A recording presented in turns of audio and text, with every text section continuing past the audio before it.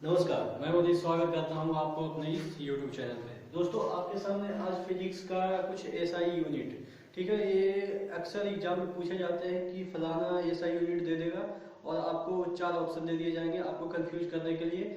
और हालांकि सभी ऑप्शन दिखे रहते हैं तो आप ज़्यादा वहाँ पे कंफ्यूजन हो जाता है आपको, ठीक है। तो हम यहाँ पे डिफ्रेंशिएट करके पढ़ेंगे कि कैसे ये फॉर्मूले या एसआई यूनिट आते हैं, ठीक है। इसके बारे में क्या अंदर का फिजिक्स है, ठीक है। तो हम चलिए शुरू करते हैं। पहला है भौतिक मात्रा चुंबकीय प्रवाह, ठीक है। मैग्नेटिक फ्लक्स का एसआई मात्रक। तो मैग्नेटिक फ्लक्स होता है, एक होता है मैग्नेटिक फ्लक्स डेंसिटी, ठीक है। आपको दोनों को डिफरेंशिएट करके याद करनी है। मैग्नेटिक फ्लक्स का यानी कि चुंबकीय प्रवाह का एसआई यूनिट क्या होता है, वेबर, ठीक है। अब इसको कैसे याद रखेंगे, वेबर को कैसे याद रखेंगे, क्योंकि टेस्ला भी अगर ऑप्शन में दिया रहेगा, वेबर भी ऑप्शन में दिया रहेगा, तो आप कंफ्यूज हो जाएगा, ठीक है। तो वेबर को कैसे याद रखना है कि मैग्नेटिक फ्लक्स के लिए है। तो मैं आपको एक फिजिक्स में फिजिक्स को रिलेट करता हूँ एक केमिस्ट्री से, ठीक है। केमिस्ट्री में क्या होता है, एक फ्लक्स मिलाया जाता है जब धातु का शुद्धिकरण किया जाता है तो फ्लक्स मिलाया जाता है। फ्लक्स वैसा सब्सटेंस होता है जो कि जो गंदे पार्टिकल है उससे मिलकर गैंग बनाता है, ठीक है। ये आपने केमिस्ट्री में अगर शुद्धिकरण पढ़ा होगा तो पढ़ा होगा कि फ्लक्स क्या होता है, ठीक है। तो फ्लक्स क्या होता है, जो बेकार चीजों को निकालने का काम आता है केमिस्ट्री में। तो यहाँ पे आप बेकार से वेबर याद रखेंगे कि फ्लक्स का एसआई यूनिट, मैग्नेटिक फ्लक्स का एसआई यूनिट वेबर, ठीक है। वेबर यानी कि बेकार पदार्थ को निकालने के लिए फ्लक्स मिलाया जाता है केमिस्ट्री में, तो उससे हम याद करेंगे वेबर, ठीक है। वेबर याद हो जाएगा, ठीक है। और चुंबकीय प्रवाह घनत्व यानी मैग्नेटिक फ्लक्स डेंसिटी। डेंसिटी अगर बढ़ जुड़ जाता है मतलब क्या होता है, डिवाइड किसी चीज से हो रहा है तो जो वेबर है उसको डिवाइड कर देंगे मीटर स्क्वायर यानी कि एरिया से डिवाइड कर देंगे तो ये डेंसिटी आ जाएगा।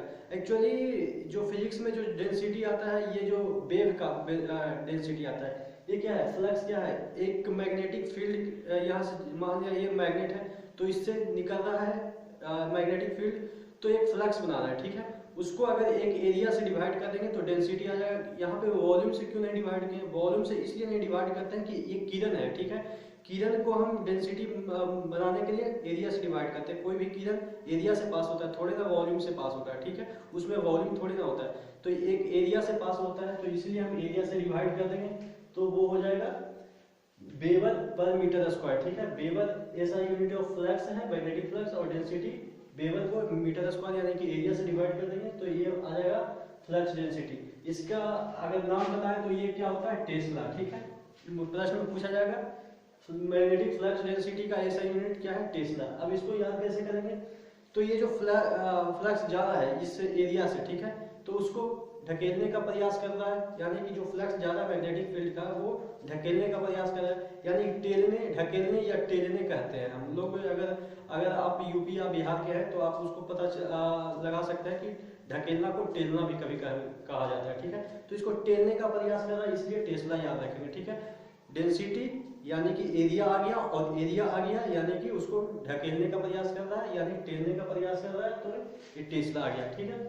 तो ये दोनों याद हो जाएगा आपको ऐसा यूनिट, ठीक है। विद्युत क्षेत्र शक्ति यानी electric field strength. Electric field जब जनरेट होता है, ठीक है, इलेक्ट्रिक फील्ड कहीं पे है, इलेक्ट्रिक फील्ड किससे जनरेट होता है, मूविंग चार्ज से, ठीक है। तो जब इलेक्ट्रिक फील्ड का ऐसा यूनिट क्या है, उसके स्ट्रेंथ का ऐसा यूनिट क्या है, न्यूटन पर कूलम। यानी कि एक इलेक्ट्रिक फील्ड यहाँ से यहाँ जा रही है, उसमें एक कूलम का कोई चार्ज पार्टिकल से रख देंगे तो उस पर कितना फोर्स लगेगा, यानी कि जितना फोर्स लगेगा एक कूलम पे, ठीक है, उसको कहेंगे इलेक्ट्रिक फील्ड स्ट्रेंथ, ठीक है। इलेक्ट्रिक फील्ड स्ट्रेंथ क्या हुआ कि इलेक्ट्रिक फील्ड है कहीं पे, वहां पे उस इलेक्ट्रिक फील्ड में एक कूलम कोई पार्टिकल रख दे, पॉजिटिव या नेगेटिव कुछ भी रख दे, ठीक है, तो उस पर कितना फोर्स लगेगा, फोर्स यानी न्यूटन कितना फोर्स लगेगा, उसी को कहेंगे इलेक्ट्रिक फील्ड स्ट्रेंथ, ठीक है। इसको इस तरीके से न्यूटन पर कूलम लिख सकते हैं या फोर्स पर चार्ज भी लिख सकते हैं, कूलम चार्ज एक ही वर्ड है, ठीक है। या इसको अदर वे में, इसको अदर डिराइव करके वोल्टेज पर मीटर, यानी कि एक वोल्टेज का डिफरेंस कितना हो जाता है अगर 1 मीटर जाने पे, ठीक है। यहाँ पे कुछ वोल्टेज है, यहाँ पे कुछ वोल्टेज है इलेक्ट्रिक फील्ड में, ये जो इलेक्ट्रिक फील्ड है उसमें यहाँ पे कुछ और वोल्टेज रहेगा, यहाँ पे कुछ और वोल्टेज रहेगा, तो 1 मीटर के डिस्टेंस में जितना वोल्टेज डिफरेंस आएगा उसी को कहेंगे इलेक्ट्रिक फील्ड स्ट्रेंथ, यानी कि वो वोल्टेज के टर्म में भी हम लिख सकते हैं, फोर्स के भी टर्म में लिख सकते हैं इसको, इलेक्ट्रिक फील्ड को। ठीक है, तो इसको आप याद रखेंगे क्योंकि ये इसमें न्यूमेरिकल आ सकते हैं। ठीक है, छोटे मोटे न्यूमेरिकल पूछ दिए जाते हैं एसएससी वगैरह में। ठीक है, कोणीय संवेग, एक होता है कि संवेग यानी कि मोमेंटम। मोमेंटम क्या होता है? Mass into velocity. ठीक है, मास इनटू यानी कि कोई भी मास कितना वेग से जा रहा है उसको संवेग कहेंगे यानी मोमेंटम कहेंगे। ठीक है, लेकिन कोणीय वेग क्या होगा? कोणीय मतलब कि एक कोई यहाँ पे एक्सिस है, उसके चारों ओर कोई डिस्क रोटेट कर रहा है। ठीक है, डिस्क रोटेट कर रहा है तो वो तो इधर से उधर नहीं जा रहा, बस एक ही जगह पे रोटेट कर रहा है। इसमें वेलोसिटी तो रैखिक नहीं है, लीनियर वेलोसिटी नहीं है, लेकिन ये एंगुलर वेलोसिटी है। ठीक है, तो इसको हम कैसे याद रखेंगे? जैसे मास इनटू वेलोसिटी होता है, यहाँ पे mass into velocity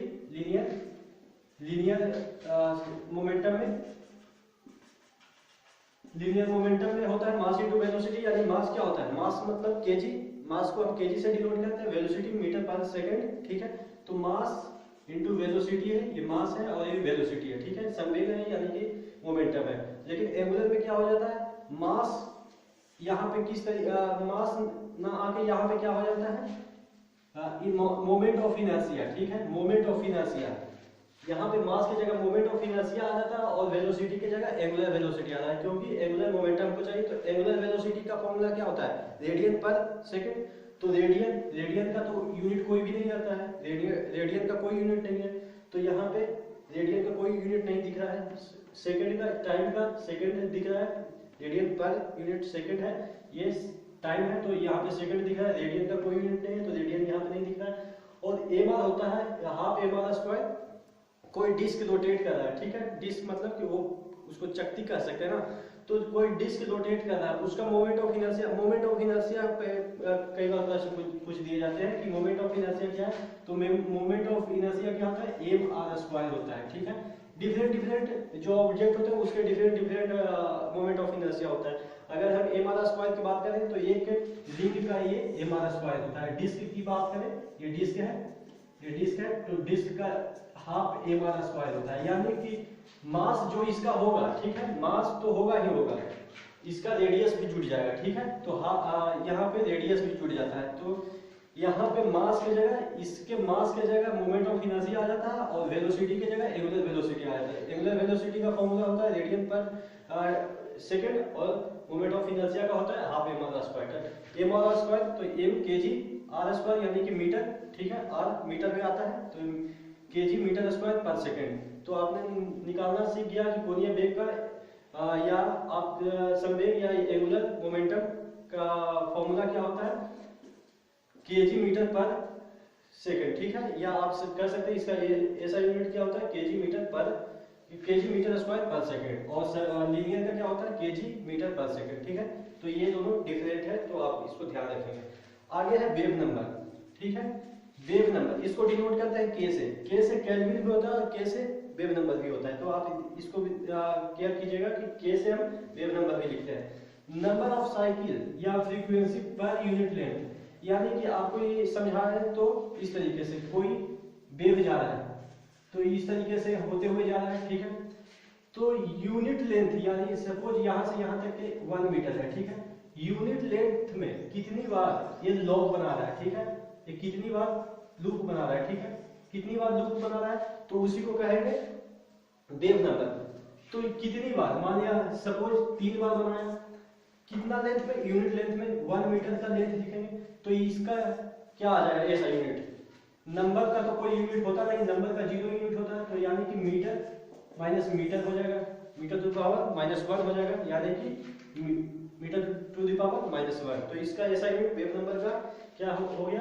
metre to the power -1। कैसे आया? आपने देखा कि कोई नंबर है, इतना नंबर अगर इतना नंबर लूप बनाया तो 1 मीटर में, तो 1 मीटर को ऊपर ले जाएंगे तो मीटर टू द पावर -1 हो जाएगा। ठीक है, आगे थर्मल कंडक्टिविटी, यानी कि कोई भी ऑब्जेक्ट से टेम्परेचर यानी या टेम्परेचर को कहेंगे हीट एनर्जी। ठीक है, हीट एनर्जी कितना पास हुआ? ठीक है, कितना पास हुआ यानी कि इसको कहेंगे थर्मल कंडक्टिविटी को,